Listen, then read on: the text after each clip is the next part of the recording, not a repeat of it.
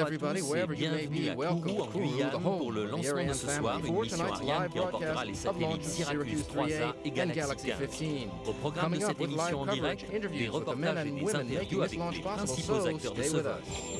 The commentaries in English will be by Joshua Jean-Paul and Jean-Michel Dezobo. Our French listeners will be with Pierre Jumière and Jean-Pierre Barlet. And you can follow us on the website arianespace.com. And all is A-OK. We're on time and on target for launch of our two passengers. Countdown proceeding on schedule as we open the broadcast this evening. Very happy to have Jean-Michel Dezobo with us, of Arianespace Program Director. Welcome. Hello, Josh. Good to be here and witness with you this Ariane 5 double launch. And hello to our U.S. listeners in Wilton, New York, Ellenwood, Long Beach, at the 3 PanamSat Airport, and in Washington, D.C. Jean-Michel and I will be with you. We hope you'll stay with us for these final moments of the final countdown, down to liftoff, and all the way through to delivery of our two satellites in just a few short moments. For now, we'll be back, but with more. First, some opening words from Arianespace Chief Executive Jean-Yves Le Gall. L'enjeu du lancement de cette nuit.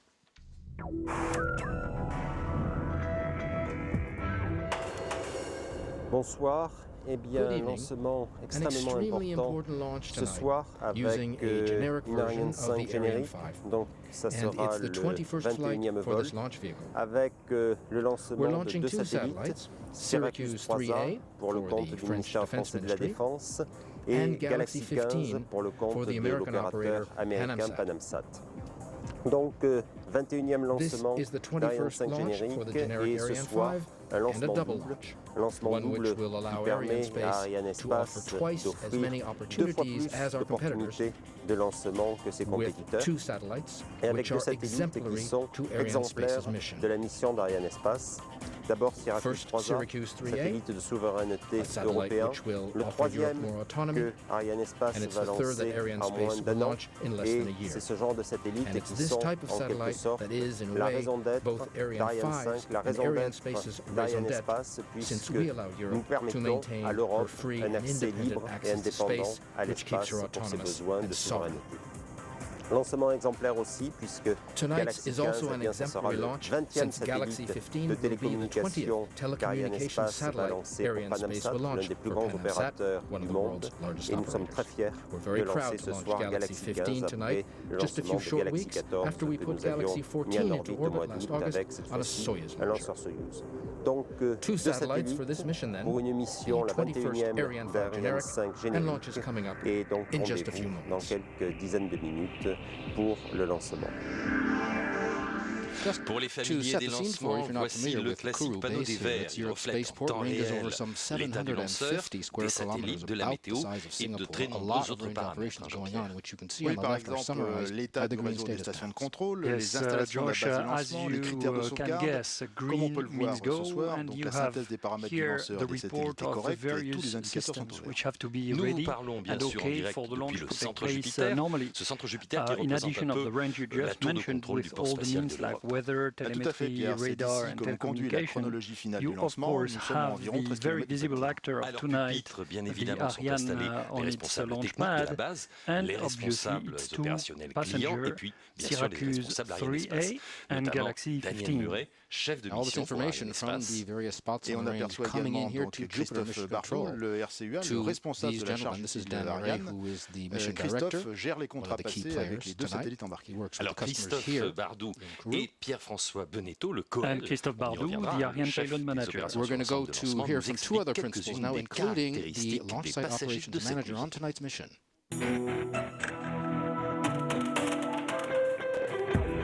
La mission de ce soir consiste à Our la mise mission en tonight is to orbite de deliver transfert on géostationnaire geotransfer de 2 orbit satellites de 2 télécommunications. telecommunication spacecraft. Syracuse The 3A, first one, construit par Syracuse Alcatel 3A, Alenia was built by Space Alcatel pour le Alenia compte de la Space for délégation France's pour l'armement, armed forces. assurera une It mission would de deliver secure transmission communication for the pour French le and compte NATO des allied forces armed armées forces. françaises et alliées. Its mass at liftoff Sa masse au is lancement est de 3,725 kilos. Galaxy The 15, second one, construit Galaxy par 15, Orbital was Sciences built by pour Orbital le compte Science de Corporation PanamSat, for a une masse au PanamSat. lancement It de has a liftoff 2033 mass of 2,033 kilos. Its main mission will be transmission of data and video signal to American cable TV companies. Galaxy 15 will also be carrying a specialized payload to help American aircraft navigation. The target orbit apogee is around 36,000 kilometers for a perigee of 565 kilometers and an inclination of 7 degrees, a small value which allows us to optimize the satellite's lifetime. We're using a generic version of the Ariane 5 for this launch, which is carrying our two passengers, Galaxy 15 Syracuse 3A. The launcher at liftoff weighs nearly 750 tons, stands 46 meters tall, and has an initial thrust of some 1,300 tons. The launch window is an hour and 24 minutes and opens at 19:32 local time. And we are back in Jupiter, 15 kilometers away from the pad we see here on the screen. Ariane 5 on its launch table, being readied for the next phase in the launch sequence, which is a synchronized sequence to come. And its two passengers are ready. Everybody is getting focused and preparing for this final synchronized sequence. We had a slight technical problem. We still have on va dire que la séquence synchronisée, elle démarre effectivement en fait à H0 moins 6 minutes 30. Elle regroupe l'ensemble des opérations lanceurs qui vont conduire au décollage. Mais ces opérations sont pilotées en fait depuis le LA3 de façon entièrement automatique. Alors on me signale, je le dis tout de suite, on me signale un problème technique sur les sites de réception à Paris. Alors toutes nos excuses, vous nous prenez en cours de route, nous sommes là, nous sommes dans la vidéotransmission et nous en étions donc à l'approche de cette fameuse séquence synchronisée qui va se déclencher à H0 moins 7 minutes. Nous allons écouter Thierry Vallée. La séquence finale lanceur. That's the DDO is going to announce the 7-minute mark shortly, the beginning of synchronized sequence. Top H0 moins 7 minutes. Voilà, alors on peut rappeler peut-être une chose à propos du H0, Jean-Pierre. Oui, Pierre, le H0 correspond en fait à l'ouverture de la vanne chambre hydrogène. Une fois que le moteur Vulcain est allumé, il est testé au sol pendant 6 secondes et c'est à l'issue de ces tests que les deux boosters, les deux EAP sont allumés. Et oui, donc le décollage effectif, en fait, il n'a pas vraiment lieu à H0, il aura lieu en fait à H0 plus 7,05 secondes. Tout de suite, le Coel, Pierre-François Benetton, qui nous présente la campagne lanceur.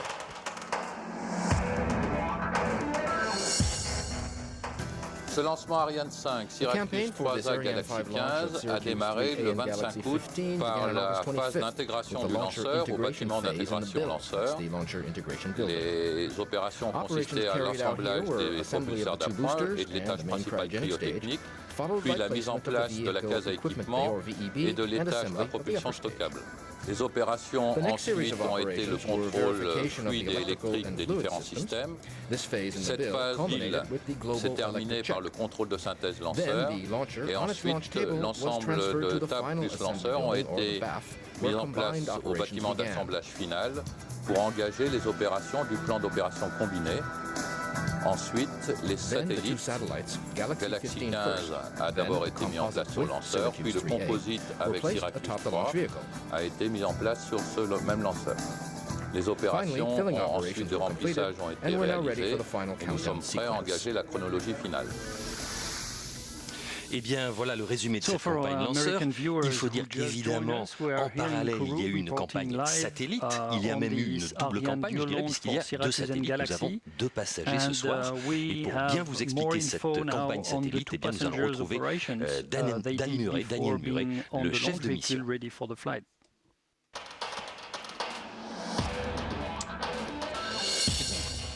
Ce soir, nous procédons au lancement de deux satellites de télécommunication, dont un militaire, il s'agit de Syracuse 3A, l'autre étant un satellite de télécommunication civile, Galaxy 15. Syracuse est arrivé au mois de mai, il a été transporté en Guyane par avion, puis transféré immédiatement dans ses bâtiments de préparation au S1, au centre technique. La phase de préparation pour Syracuse a duré environ 3-4 semaines. Entre-temps, nous avons reçu Galaxy 15. Il a été transféré, lui, directement dans les salles de préparation du S5 et a déroulé ses tests de bonne santé pendant environ 2 semaines. À l'issue de ces réparations, de ces tests de bonne santé, les 2 satellites se sont donné rendez-vous pour les opérations combinées avec le lanceur. Du fait d'un lancement double, les opérations ont démarré pour Syracuse à J-9 du lancement et pour Galaxy à J-7. Une fois ces opérations terminées, nous avons coiffé le composite et intégré le composite sur le lanceur.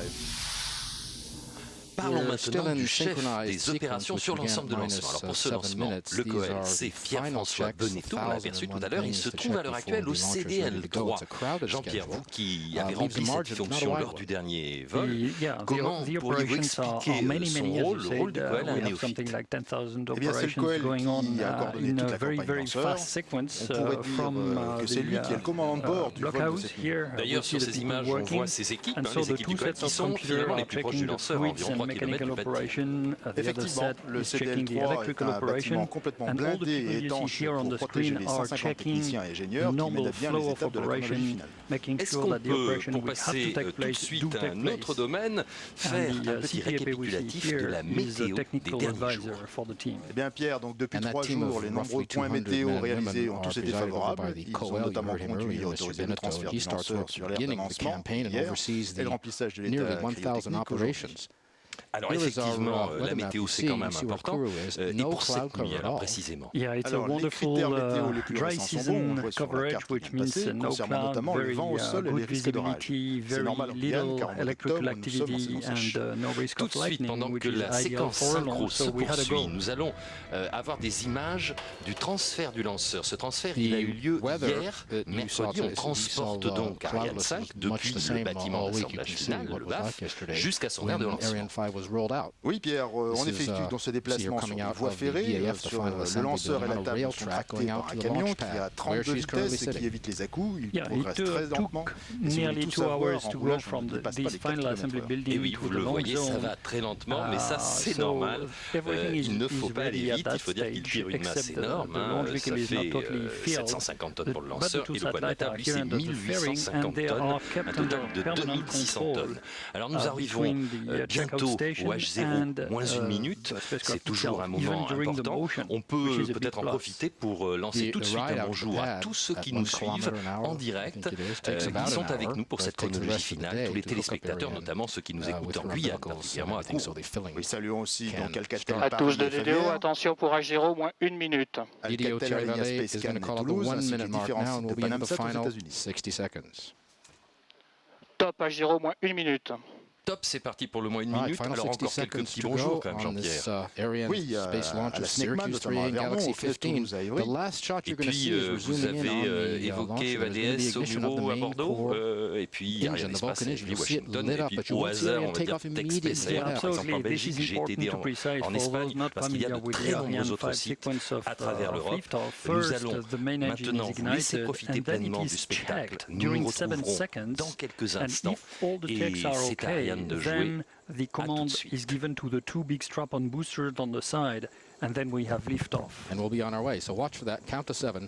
The DDO is going to call out the final 10 seconds now. We'll let you watch the launch and be back in a few minutes. À tous de DDO, attention pour la séquence, pour la séquence finale, pour le top des comptes. 8, 7, 6, 5, 4, 3, 2, 1, top.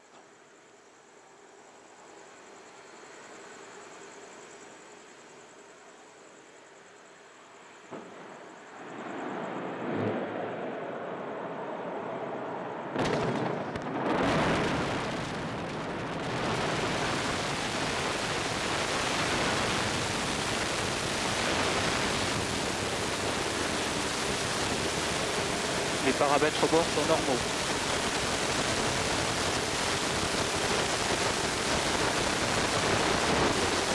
We are underway. You saw Ariane come roaring off the pad through the low cloud cover. The main core engine, the Vulcan, which you saw that up. Je n'ai pas pu résister au plaisir de sortir quelques instants. J'en viens dehors. Il y avait des hauts, il y avait des hauts dans la foule. Effectivement, le lanceur s'est envolé à la verticale. Which is enormous. You have 1,200 tons of thrust at that stage, and which means that, as you have seen, the Ariane is taking off. This Ariane 5 is taking off very, very quickly with something around 1.6 G of acceleration. Dans la nuit noire guyanaise, et puis tout d'un coup, comme on est assez loin, on a un bruit qui vient tout d'un coup dans nos oreilles. Au centre Jupiter, ce sont donc les deux boosters, les deux étages à poudre qui assurent l'essentiel de la poussée au décollage, puisqu'ils représentent 90% de la puissance. Ils consomment chacun près de 2 tonnes de poudre par seconde. Oui, tout à fait. Pierre, on aperçoit actuellement donc, le jet des EAP donc, avec une puissance au décollage, je le rappelle, de 1100 tonnes, l'équivalent de plusieurs centrales nucléaires, à l'issue de leur combustion. And the inclination of the booster can seem strange, but in fact it climbs vertical, but the camera moves and rotates, which make the image looking very strange. C'est toujours la philosophie, ce réservoir qui pèse, donc on s'en débarrasse. On peut accélérer d'autant plus.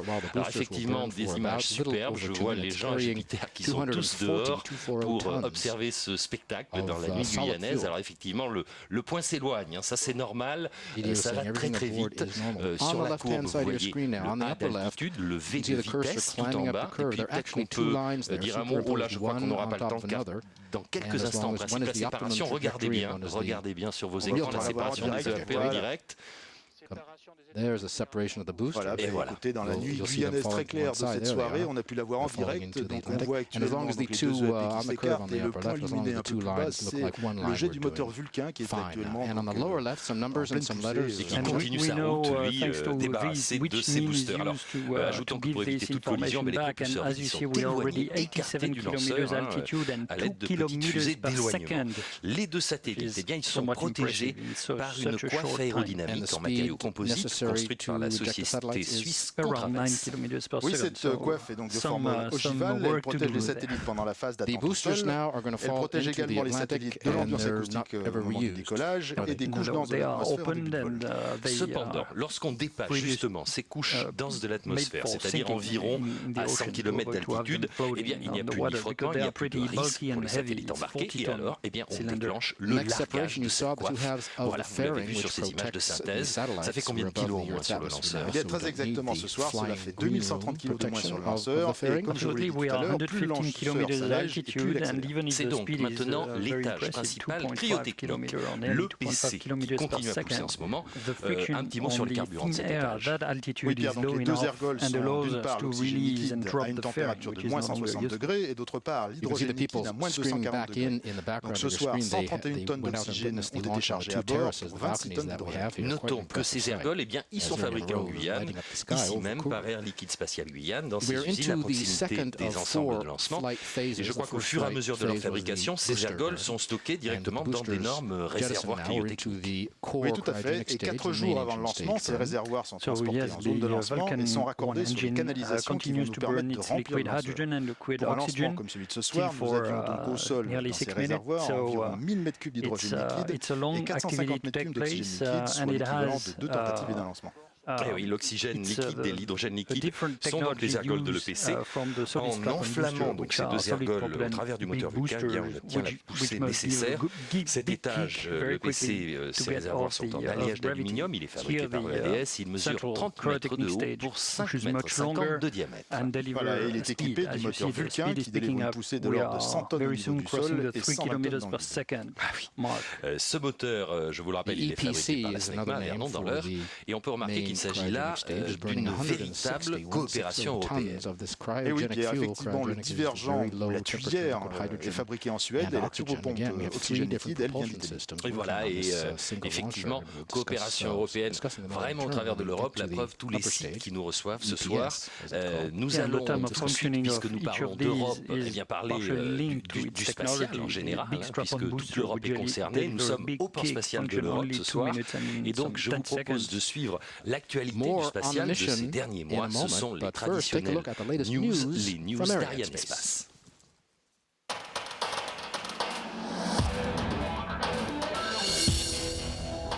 Lancement réussi pour Ariane 5 qui a mis sur orbite Thaicom 4, le plus lourd satellite commercial de télécommunications. Ce vol du 11 août 2005 constitue le 18e succès pour une Ariane 5 générique, seul lanceur capable d'emporter un satellite de cette masse. Le 14 août 2005, le satellite Galaxy 14 a été placé en orbite depuis Baïkonour. Pour les besoins de Panansat, ce vol a été transféré d'une Ariane 5 sur un lanceur Soyouz. Une solution gagnante gage de réactivité maximale grâce au concept de famille de lanceurs développé par Ariane Espace est un des principaux sponsors de la 3e édition du salon Euroconsult qui s'est tenue à Paris début septembre. Elle a réuni les grands patrons du secteur des télécommunications spatiales qui ont abordé les problèmes d'investissement et de stratégie. Jean-Yves Le Gall et les membres de la Launch Service Alliance ont évoqué les prochains défis du marché. Le 6 septembre 2005, l'opérateur Shin Satellite a signé avec Arianespace le contrat de lancement du satellite Thaicom 5 prévu en 2006. Madame Christine Lagarde, ministre du Commerce extérieur, était présente avec M. Dimron Katsemet et Jean-Yves Le Gall. Ce sera le 5e lancement confié à Arianespace par l'opérateur thaïlandais. À l'occasion du 8e Salon Asie-Pacifique sur les télécommunications spatiales, Jean-Yves Le Gall a rappelé l'importance du marché asiatique et les potentialités qu'il représente. En effet, en 2005, Ariane Espace aura lancé 3 satellites destinés à ce marché, Thaicom 4, Telcom 2 et INSAT 4A.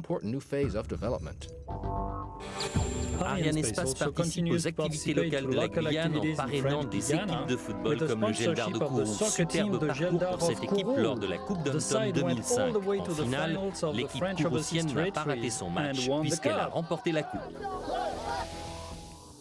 Puisque nous parlons de sport, eh bien avec nous ce soir, saluons dans la salle Jupiter Lucie de Cos, la toute récente championne du monde de judo catégorie moins de 63 kg, déjà championne du monde junior en 2000, championne de France en 2001, championne d'Europe en 2002. Et oui, originaire de Guyane française, à 20 ans, Lucie de Cos a donc décroché la médaille d'or lors des championnats du monde de judo qui se déroulaient en Égypte au mois de septembre. Encore bravo Lucie. Et bien voilà, au Chambaud, il y avait du monde. Alors, passons sans transition, revenons à notre vidéotransmission. Pour dire une chose toute simple, c'est que bientôt il va y avoir une acquisition commandée par une station de poursuite au sol.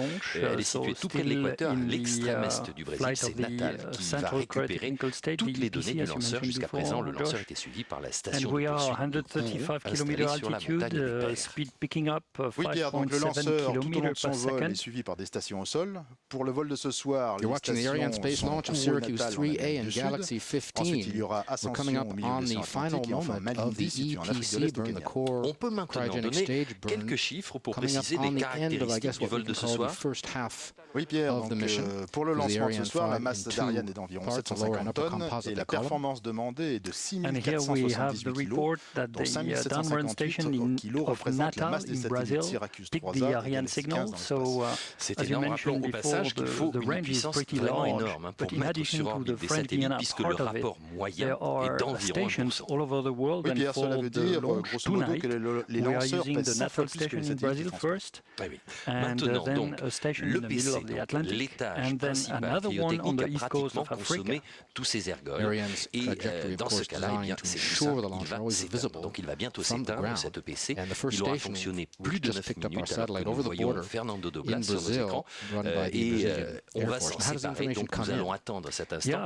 C'est toujours un instant important quand on passe d'un étage à l'autre, évidemment, Tout à fait, Pierre, c'est toujours un instant critique parce que la séparation d'un étage, il y a une découte pyrotechnique et il faut allumer l'étage supérieur. Donc effectivement, c'est toujours un instant critique et les opérationnels retiennent leur souffle à cet instant. Voilà, alors le DDO sans doute va nous l'annoncer.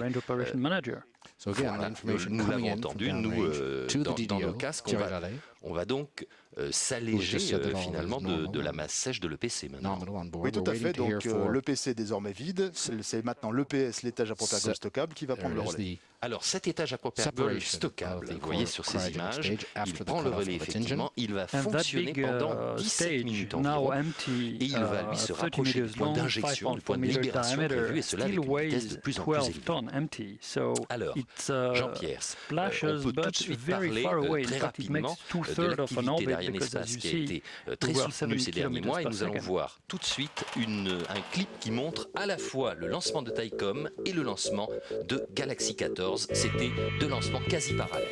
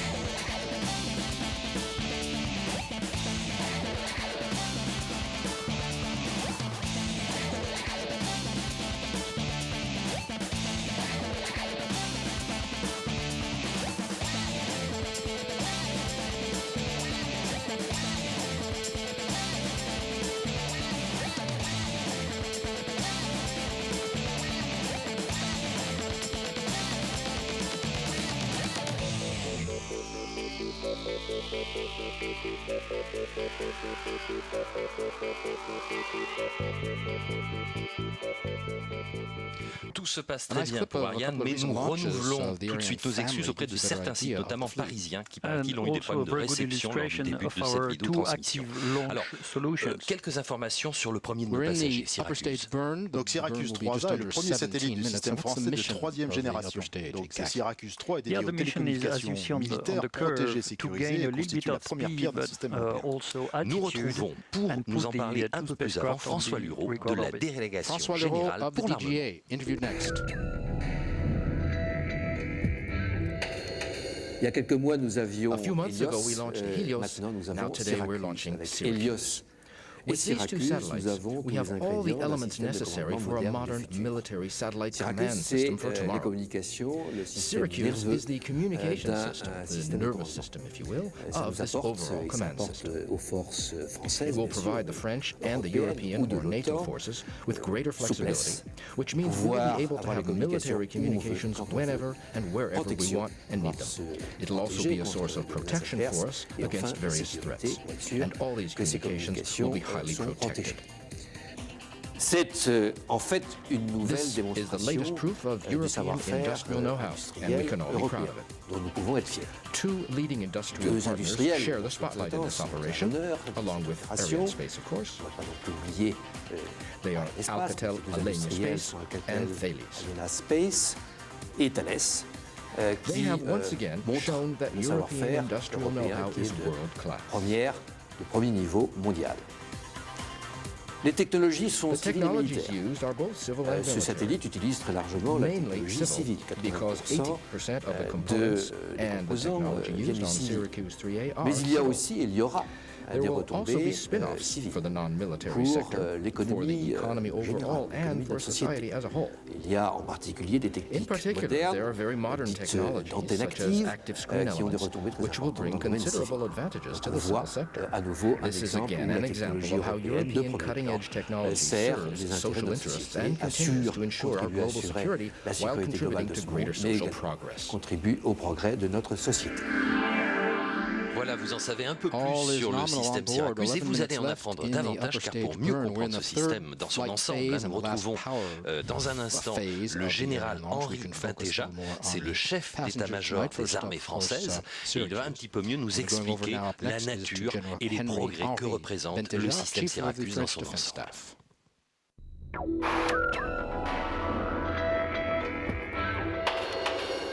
Syracuse 3A, c'est une petite révolution dans la conduite des opérations militaires. Bon, Syracuse, c'est un projet déjà ancien. Ça fait 20 ans que Syracuse, à travers une série de satellites, assure l'ensemble de nos communications militaires protégées. Mais avec Syracuse 3A, cette petite révolution consiste à nous donner d'une part plus d'autonomie à travers une zone de couverture géographique très élargie. D'autre part, une grande capacité d'interopérabilité avec nos alliés. Notre projet est compatible avec le système britannique, avec le système italien, qui participe d'ailleurs avec ces deux systèmes au projet commun de l'OTAN SATCOM. Et puis enfin, la capacité apportée par Syracuse 3A n'a rien à voir avec celle de ses prédécesseurs. Notamment, le débit est 10 fois supérieur, le nombre de stations desservies est 4 fois supérieur, que ce soit des stations fixes, des stations mobiles. Au total, je crois qu'on peut dire que Syracuse 3A nous apporte plus de souplesse, plus de puissance dans un système qui est beaucoup mieux protégé.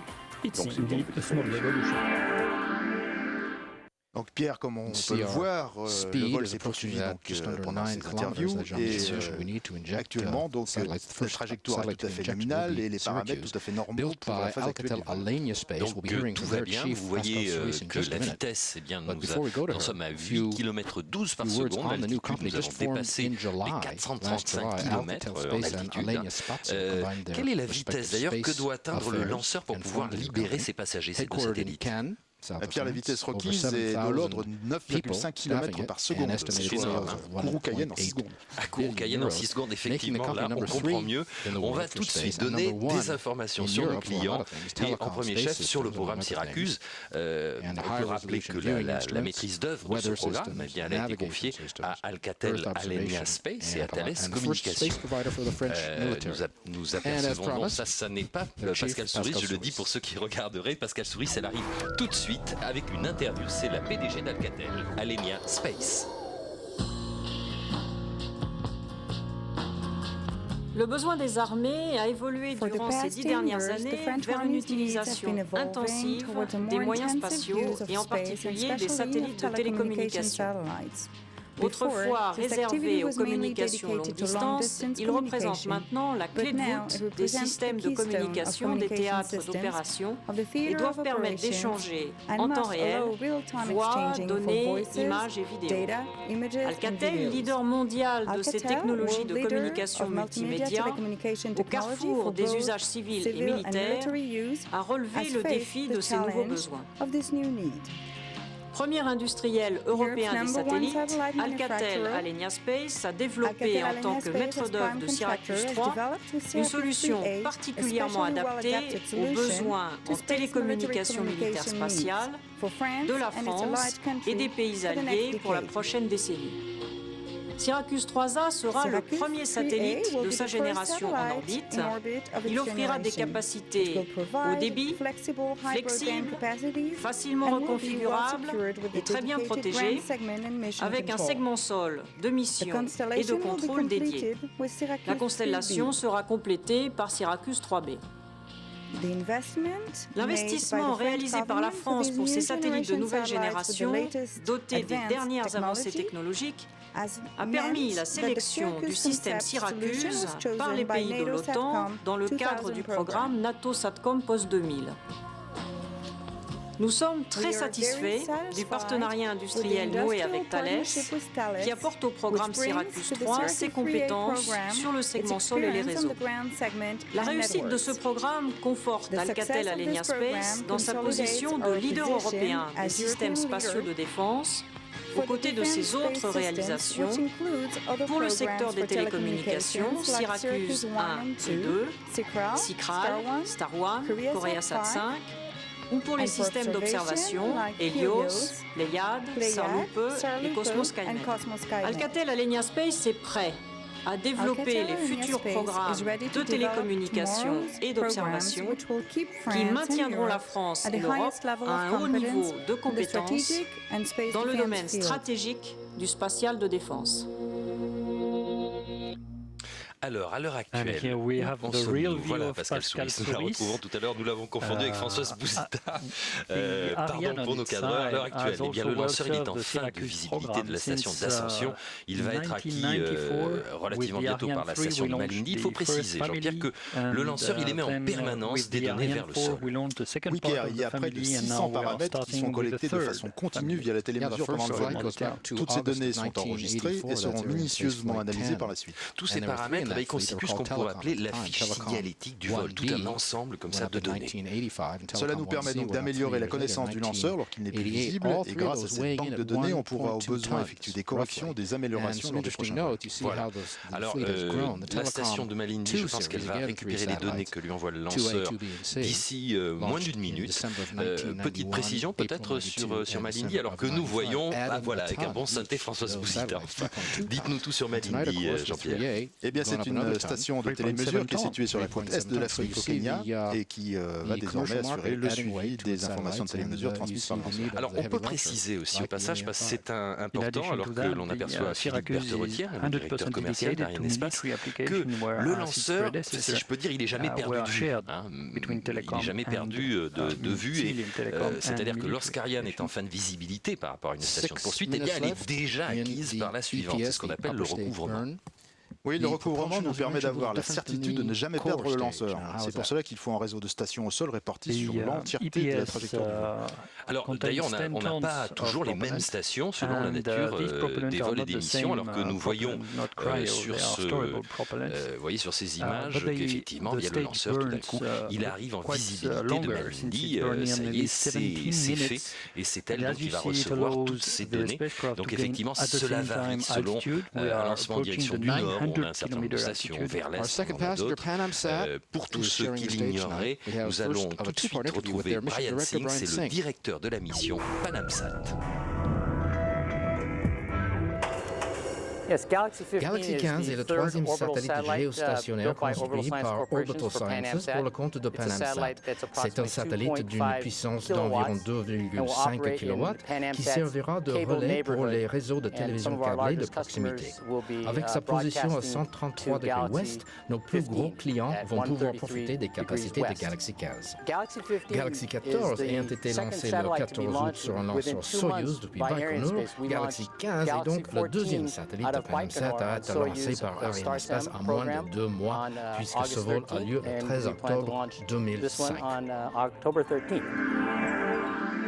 Ariane a déjà lancé de nombreux satellites pour PanamSat. En effet, Galaxy 15 est le 20e satellite d'une série inaugurée par le lancement de PASS 1 avec la première Ariane 4 en juin 1988. Cela ne nous rajeunit pas. En tout cas, PanamSat, évidemment, c'est un poids lourd dans les télécommunications spatiales, un poids lourd avec une flotte de 25 satellites opérationnels. Et puis au sol, PanamSat possède plus de 35 000 km de fibre optique.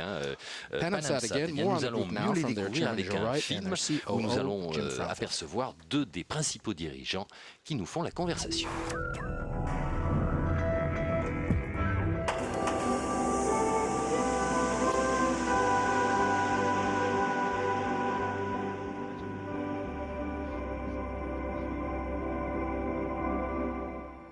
Bonjour, je m'appelle Joe Wright et je suis avec Jim Frauenfelder. Galaxy 15 est le troisième satellite construit par Orbital Sciences que nous avons lancé lors de ces 2 dernières années. Ce satellite est 2 fois plus puissant que ses prédécesseurs qui ont été lancés pour accompagner les débuts de la télévision haute définition destinée au marché américain. PanamSat est déjà un des leaders mondiaux de la diffusion télévisée et offre plus de 2000 chaînes de télévision. Ces satellites vont lui permettre d'augmenter son offre vis-à-vis de tous ses clients. PanamSat vous ouvre les portes du monde. Grâce à une flotte de satellites de télécommunications parmi les plus importantes du marché, et qui est en constant développement. Notre cœur de métier, c'est la diffusion des programmes télé. Plus de 100 réseaux de télévision par câble, 7000 heures de programmes par mois. PanamSat est le maillon clé dans la chaîne qui relie vos programmes à vos clients. En bref, PanamSat joue les premiers rôles en tant qu'opérateur de satellites de télécommunications. Et PanamSat fait cela mieux que personne, avec une sécurité optimale et la flotte la plus fiable. PanamSat lance maintenant Galaxy 15. Galaxy 15 va rejoindre notre flotte de satellites de nouvelle génération en bande C. C'est la dernière évolution de notre famille. Nous pouvons diffuser aux 4 coins du territoire américain. Nous nous maintenons en pointe sur le secteur de la télé haute définition. Ce satellite assurera aussi des fonctions gouvernementales grâce à son module en bande L pour l'aviation civile américaine. Il permet le positionnement GPS pour les avions lors des atterrissages sur les aéroports américains et c'est une première pour nous. C'est une architecture très innovante que de placer un module gouvernemental sur une plateforme commerciale. Cela constitue une véritable ouverture sur l'avenir. Cela fait maintenant donc plus de 26 minutes qu'Ariane a décollé. Il nous reste un peu plus de 10 minutes avant la fin de la mission. À l'heure actuelle, bien, le lanceur, vous l'avez compris, n'est plus composé que de l'étage à propeller stockable, l'EPS. Oui, une des plus-values importantes d'Ariane, c'est la précision avec laquelle les satellites sont placés sur leur orbite de transfert géostationnaire. Cette précision leur permet d'économiser des ergols et donc de prolonger par là leur durée de vie. Oui, c'est véritablement un des plus d'Ariane, la précision de la libération des satellites. On écoute, eh bien oui, je crois que nous avons eu l'extinction des EPS qui a eu lieu. Le DDO, nous l'avons assez loin dans nos casques, mais il faut savoir qu'avant de s'éteindre, eh bien l'EPS, il aura poussé pendant plus d'un millier de secondes. Voilà, ça y est, c'est fait. Donc plus d'un millier de secondes. Et finalement, comment se termine sa phase de vol, Jean-Pierre? Donc sa phase de vol se termine en fait sur un ordre du calculateur de bord quand il estime que l'orbite visée est atteinte. Voilà, donc une extinction qui vient de se faire en temps nominal. Ensuite, nous allons avoir donc une phase balistique, puisque le lanceur est sur sa lancée, il n'a plus de moteur allumé qui le pousse, mais il est dans le vide. Et donc des manœuvres vont être en cours pour positionner nos deux satellites vers le point d'injection sur leur orbite de transfert.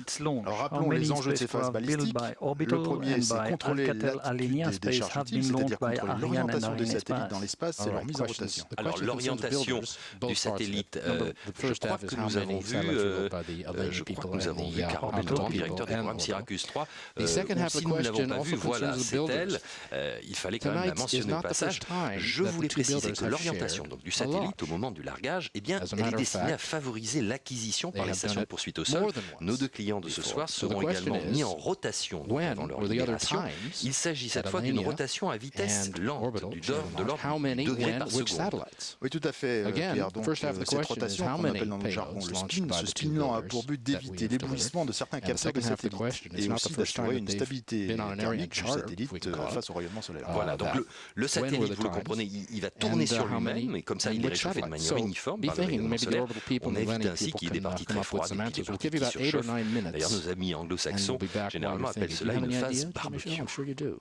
Le deuxième enjeu de la phase balistique, c'est de larguer les charges utiles sur un point d'injection avec un maximum de précision. Oui, et quant au troisième enjeu, eh bien, il s'agit également de respecter l'environnement orbital, c'est-à-dire de ne pas créer de débris qui seraient un peu comme des morceaux d'épave flottant dans l'espace et qui ensuite pourraient être la cause de collisions involontaires. Donc ce soir, le premier satellite qui va être libéré est Syracuse 3A, dont les principales caractéristiques sont les suivantes. Donc un poids total de 3725 kg et rappelons-le, c'est un satellite qui est stabilisé 3 axes. Oui, tout à fait. Sa puissance électrique, eh bien, elle est de 5 kW, 5640 watts exactement, sa durée de vie d'ailleurs est de 12 ans, et sa position orbitale sera à 47 degrés est, soit au-dessus de l'océan Indien pratiquement. Oui, Syracuse 3A va figurer parmi les éléments qui permettent à la France de tenir sa place dans les interventions en coalition internationale. Il sera raccordé à la fois au réseau technique de zone, au réseau embarqué et au réseau d'infrastructure. Alors nous allons écouter car c'est un moment très important et effectivement là tout le monde est un petit peu aux aguets car la séparation du premier satellite devrait intervenir dans quelques instants voilà, nous sommes dus pour laisser être sûr que le DDO avait bien fait l'annonce. Voilà, le satellite Syracuse 3A vient d'être séparé du lanceur.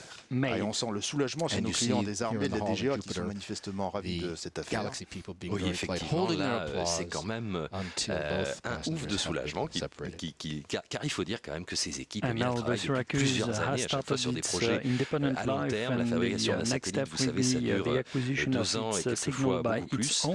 Et donc, effectivement, tout d'un coup, on a l'aboutissement de tout ce labeur, c'est du travail au long cours dont on voit l'aboutissement ce soir avec nous.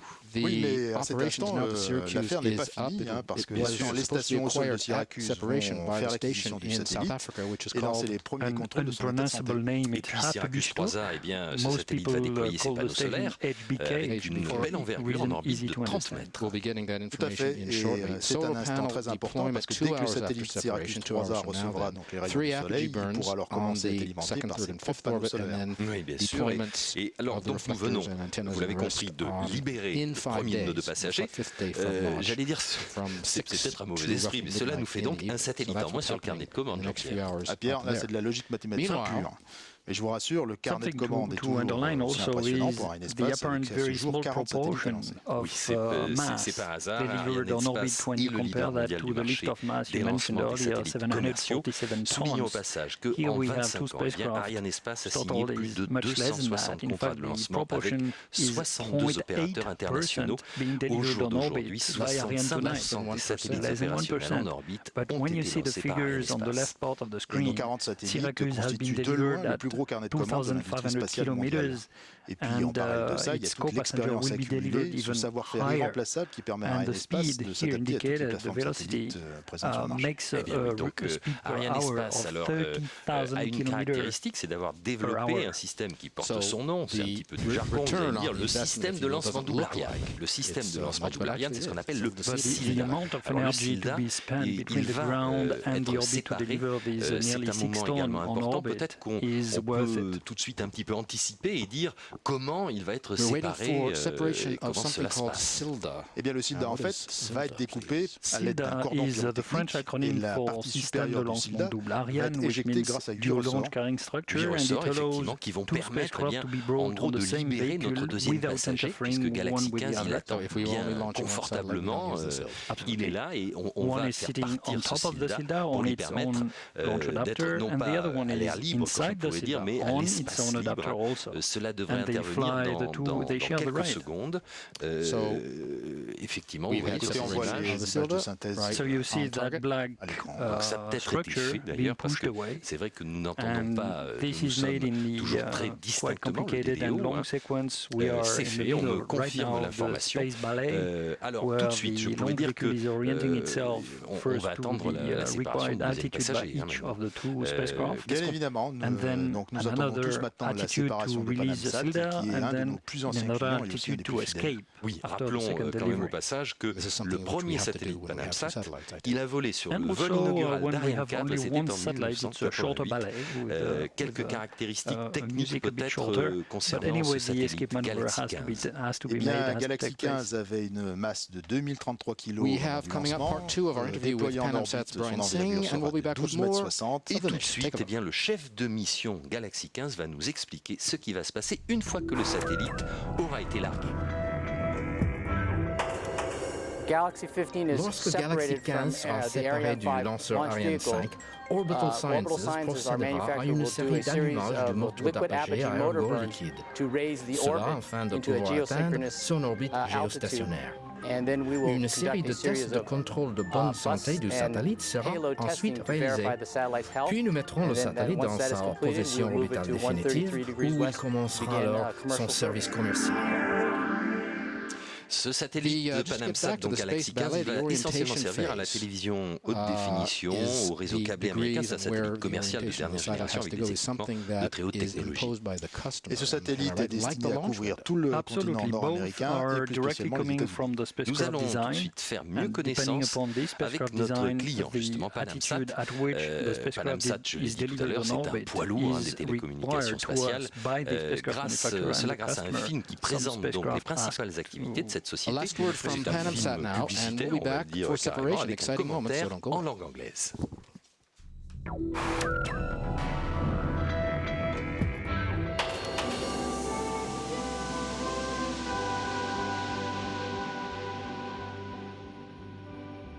Beyond satellite operations, we provide our customers with services like Passport, the most advanced satellite and fiber optic network in the world, handling global events from World Cup soccer to U.S. presidential elections and every Olympic event since 1992. Space System Solutions. If you plan to operate your own communications satellite, our experienced team is ready to help you every step of the way, from design through construction, launch, and operation. Pass on Demand. A flexible solution allowing you to send content wherever you want, whenever you want. Video, voice, or data. No need to reserve bandwidth in advance.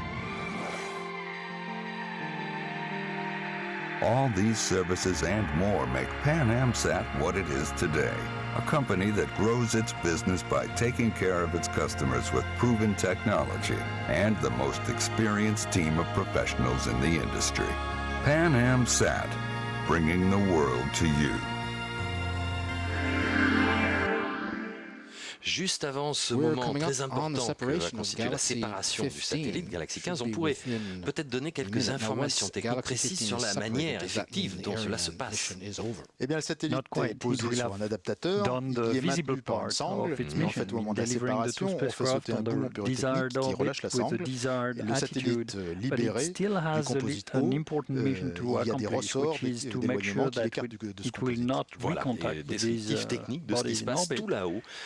Très loin de nous maintenant, et cette manœuvre devrait intervenir finalement dans quelques secondes. Nous allons être très attentifs, comme Brian Singh, que nous voyons sur ces images à l'intérieur du centre de contrôle Jupiter, car effectivement, eh bien, c'est notre deuxième passager, et nous voulons qu'il soit séparé en temps et en heure.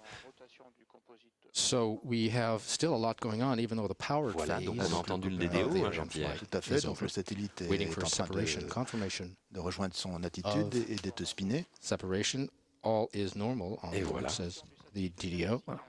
Et voilà, séparation de Galaxy 15. Alors là, c'est un tonnerre d'applaudissements ici à Jupiter, bien mérité. Donc soulagement et bonheur pour nos clients. So we have 2 new birds around the Earth now. Dans ces phases-là, tous les opérationnels voient leur enfant récompensé. Ah oui, on voit des sourires, ça fait toujours plaisir. Des gens qui sont contents, mais bien évidemment, les sourires, les félicitations, peut-être les cigares qui vont s'allumer pour fêter ça, tout ça n'est pas le fruit du hasard. On pourrait quand même parler de la politique générale d'Ariane Espace à ce moment. Oui, la politique d'Ariane Espace, c'est d'abord une véritable gamme de lanceurs pour couvrir toutes les masses vers toutes les orbites. Et vous l'avez compris, le marché du transport spatial, en même temps que les équipes d'Ariane Espace, eh bien, il évolue. Et Ariane Espace, suivant ses évolutions, forcément, puisque Ariane Espace est quand même la référence du transport spatial dans le monde. Et le prouve encore ce soir. N'oublions pas que c'est la première société commerciale. Alors, dans quelques instants, eh bien, nous allons vous proposer les images. Voilà, c'est tout de suite.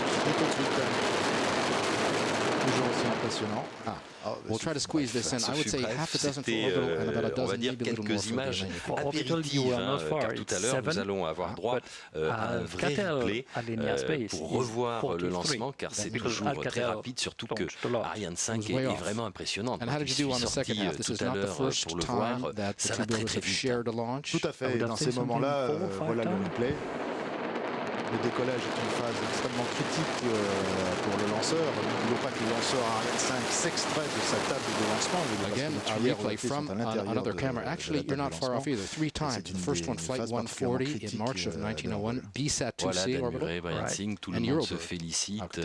Bien Flight 142 in July 2001, c'est l'aboutissement de mois et de mois de labeur. Effectivement, là, on relâche la pression.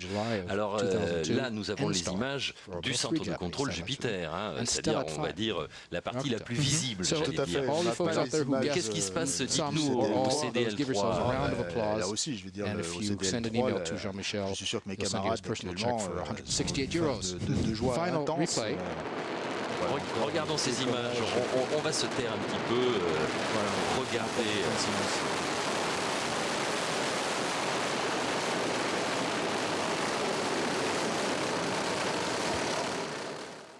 Again, very, very impressive shots of the replay taken from different sites. There are about half a dozen observation sites here around the base. The closest one is the Toucan site, which I think was our second. Ils sont tous là, ils sont contents.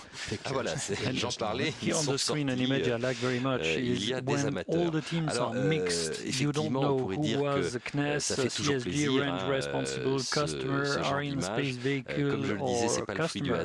Everybody is just happy. The mission has been accomplished, and everybody has done its part. Qui ne passent pas à la télé, qu'on ne voit pas, qui font un travail souterrain. Ce sont toutes les équipes d'Arianespace, toutes les équipes du CNES, toutes les équipes de ADS. Enfin, ils sont tous là et c'est pour ça qu'on peut vous montrer un succès comme celui de ce soir, un succès qui nous fait chaud au cœur à tous. Qu'est-ce que... Ils vont faire la fête, je suis sûr, les gars du CDL, que vous connaissez bien, Jean-Pierre. Tout à fait, là, je pense que la joie doit être à la hauteur de la tension qui précède les derniers jours, car vous savez, dans une campagne de lancement, les derniers jours sont des phases extrêmement chargées. Tout de suite, je vous interromps, car je crois que nous allons avoir Jean-Pierre. Bonsoir. Mais vous venez de voir un tiers parfait, c'est le 3e de l'année, et ce n'est pas fini. Comme vous le savez, Arianespace fête cette année son 25e anniversaire et de ce point de vue, le succès de ce soir me semble extrêmement exemplaire. Et il illustre parfaitement pourquoi au cours de ces 25 années, nous venons de lancer 226 satellites, le 225e et le 226e, ça vient d'arriver, ce qui est de très très loin le record mondial. C'est un succès exemplaire parce qu'Ariane est avant tout un instrument de souveraineté. Et Syracuse 3A est le 3e satellite militaire européen que nous lançons en moins d'1 an. Et ces satellites existent parce que Ariane existe. Je crois qu'il ne faut jamais oublier que sans lanceur européen, pas de satellite européen. Et il ne faudra jamais l'oublier quand il s'agira, dans l'avenir, de décider du lancement de nos futurs systèmes de souveraineté qui concernent l'observation, les télécommunications ou bien sûr Galileo. Mais c'est aussi un succès exemplaire parce qu'Arianespace est un grand succès commercial. Galaxy 15 est le 20e satellite confié à Arianespace par Panamsat et son lancement intervient moins de 2 mois après celui de Galaxy 14 que nous avions lancé avec Soyuz, démontrant ainsi la flexibilité et la pertinence de notre offre commerciale. Alors je voudrais remercier toutes celles et tous ceux qui ont contribué à ce lancement. D'abord, bien sûr, nos clients, le ministère français de la Défense et Alcatel Alenia Space d'une part, Panamsat et Orbital Sciences Corporation d'autre part. I know that my friend Joe Wright is looking at us from the US, and I want to congratulate him for this new success.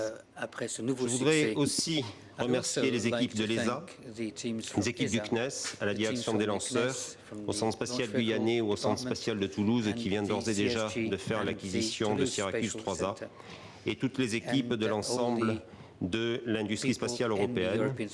Enfin, je voudrais aussi remercier tous les collaborateurs d'Arianespace qui, au cours de ces 25 années, ont su jongler avec les disponibilités des lanceurs et des satellites pour nous amener là où nous sommes ce soir. Donc, encore une fois, merci et bravo.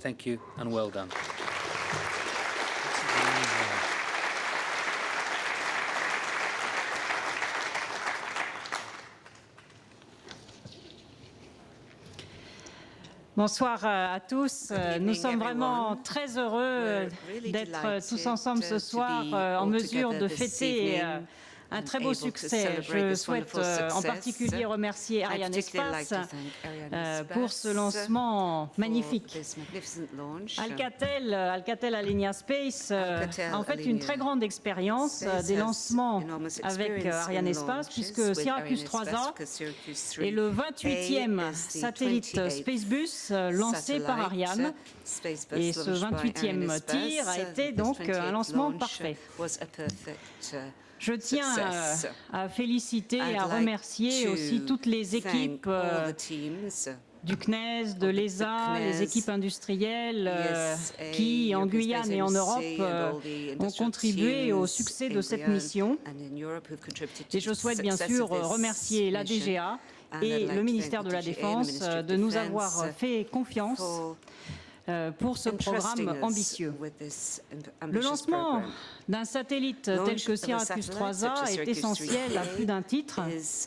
Essentiel tout d'abord pour la France et les alliés, c'est-à-dire les utilisateurs qui vont disposer d'un système très performant, le premier au monde de sa génération.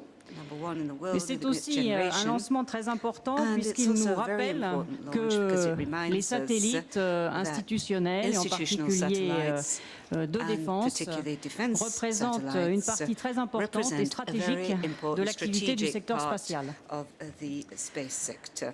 Un programme tel que Syracuse, c'est la démonstration d'une excellente coopération entre les institutionnels et les industriels, et nous souhaitons bien entendu que cette coopération se poursuive. Ce programme n'a pas été facile. C'est un programme ambitieux, doté de nombreuses innovations technologiques, mais tous ensemble, nous avons relevé ce défi et nous en sommes extrêmement heureux. C'est l'aboutissement de 5 années d'efforts, de travail partagé, de travail, on pourrait même dire acharné. Et je souhaiterais vraiment profiter de cet instant pour remercier toutes les équipes qui ont travaillé chez Alcatel Alenia Space, à Colombes, à Cannes, à Toulouse, en Belgique, en Espagne, sur ce programme. Je les remercie véritablement de leur engagement à mener à bien des activités qui étaient difficiles. Mais je souhaite aussi, bien sûr, remercier les équipes de Téléspatio en Guyane qui ont contribué à cette mission et aussi les équipes du ministère de la Défense qui ont accompagné l'industrie dans l'ensemble de ce programme. Enfin, et je ne souhaite surtout pas oublier notre partenaire principal sur le plan industriel dans ce programme Syracuse, qui est Thales. Je souhaite féliciter et remercier Thales de la qualité de leur travail. On peut souligner l'excellence de la coopération entre Alcatel et Thales sur Syracuse, qui s'appuie sur une très bonne complémentarité entre nos équipes. Le satellite a bien été acquis quelques instants après la séparation, d'abord par la station en Afrique du Sud, puis Kerguelen. Mais bien sûr, pour nous, ce n'est pas la fin du travail. C'est le début d'une nouvelle étape. Il faut maintenant mener à bien la mise à poste du satellite. Et je sais que dès à présent, les équipes d'Alcatel Alenia Space, du CNES et les utilisateurs opérationnels ont déjà commencé le travail et je suis sûre qu'ils sauront mener à bien cette nouvelle étape. Je voudrais aussi souhaiter bonne chance à Galaxy 15 et à PanamSat dans cette nouvelle mission. Toutes mes félicitations donc à PanamSat. Encore merci à tous et nous serons heureux dans quelques mois de vous retrouver pour un nouveau lancement qui sera donc en 2006 le lancement du deuxième satellite Syracuse 3B. Et je passe maintenant la parole à l'ingénieur de l'armement François Fayard, l'ingénieur général de l'armement, excuse-moi pour le titre, ingénieur général de l'armement François Fayard.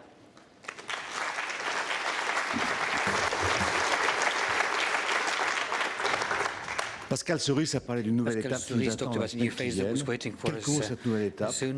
D'abord, évidemment, une mise à poste définitive à 47 degrés Est. This new phase, of course, is the final positioning of 47 degrees over the Indian Ocean. We'll leave a few days to Alcatel for this, then the systems qualification, which will take 2.5 months maximum. This is essential, it's very complex, of course, it's very highly developed, but all of this means that we must be finished by the 31st of December. And et l'opérateur d'Irisie puisse prendre en main le satellite dès le 31 décembre. Pourquoi? Parce que le satellite est très attendu par la défense française et par l'OTAN, et la France s'est engagée vis-à-vis de l'OTAN à remplir sa full capacité vis-à-vis de l'OTAN dès le 1er janvier 2006, n'est-ce pas, Simon? Je viens de demander à Alcatel, et je pense qu'on va le faire, de nous donner un peu de capacité dès le 1er novembre. De façon, pourquoi? C'est parce que tout le monde sait que nos troupes sont engagées en Afghanistan, sous commandement de l'OTAN. Il y a environ 1000 soldats français, 10 000 soldats de l'OTAN, qui ont un besoin cruel de télécommunications en Afghanistan. Et à cette île à 47 degrés, c'est pas par hasard, bien placé pour ça, alors que cette île actuelle Syracuse 2 sont mal placées. Donc c'était très attendu, un tir très réussi, et nous en service que j'espère très rapide, partiel au mois de novembre et définitif le 31 décembre, pas un jour de plus. Ensuite, les remerciements au nom du ministère de la Défense que je voudrais faire maintenant. D'abord au CNES, au Centre spatial guyanais et Arianespace pour la qualité de l'accueil, la qualité de ce séjour ici. On a l'habitude, bien entendu, mais néanmoins c'est quand même très agréable et cet accueil est fort bien fait. Ensuite, aux invités du ministère de la Défense qui veulent venir aujourd'hui, nos amis de l'OTAN qui sont maintenant rassurés, ils auront un service comme prévu dès le 1er janvier, capacité complète, partielle dès aujourd'hui. Simon Kershaw, qui est pour le ministère de la Défense britannique et qui avec le ministère de la Défense français supporte le poids de cette offre à l'OTAN, partage avec nous le poids de cette offre à l'OTAN. Et de façon générale, tous les invités du ministère de la Défense qui sont présents ici. Voilà, alors rendez-vous en 2006, pourquoi pas ici à Syracuse 3B, il est très avancé au printemps, deuxième trimestre 2006, c'est pas très bien, c'est à voir avec Arianespace également. Et je suis sûr que Syracuse 3B sera aussi digne de Syracuse 3 et marchera également aussi bien. Merci à tous encore une fois et bonne suite.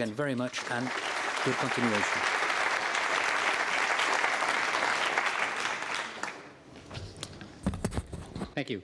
First of all, I'd like to thank Arianespace for our 20th launch and second in a row for PanAmSat. We've just been notified by the Orbital Sciences Corporation, the Mission Control Center, the satellite is healthy, so thank you very much. We are very happy. Our affiliation with Arianespace goes back to 1998 when PanAmSat 1 was first launched on the first Ariane 4. It is also worthy to note that it was just 2 months ago that Arianespace Starsem launched the sister satellite Galaxy 14 on a Soyuz rocket from Baikonur. This truly demonstrates Ariane's flexibility to meet PanAmSat's needs, so we're very happy with Arianespace. Galaxy 15 will be our 26th satellite in our active fleet and the 15th in the United States. With the C-band payload that is nearly sold out, with our largest and biggest name in cable television, it will be located at 133 degrees west longitude, joining our other Galaxy satellites in the HD TV cable neighborhood in one of the most coveted orbits in the United States. In addition, the C-band cable payload, Galaxy 15 is our first satellite to carry an L-band payload. This L-band payload will provide enhanced navigation signals to airlines as part of a system developed by Lockheed Martin. Finally, I'd like to thank the Guyane Space Center, CNES, Orbital Sciences Corporation, the manufacturer of our satellite, the PanAmSat employees in Long Beach who will be flying our Galaxy 15 satellite for the next 15 years, and to all of our loyal customers at PanAmSat. Thank you. Merci beaucoup.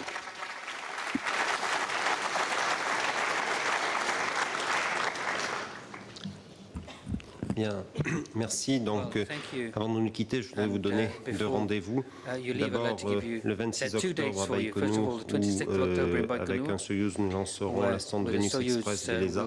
D'ailleurs, nous aurons le plaisir d'accueillir à cette occasion en Russie et au Kazakhstan une très importante délégation guyanaise. Et puis ensuite, ici, dès le 9 novembre, où nous lancerons un nouvel Ariane 5. Voilà, merci et bonsoir.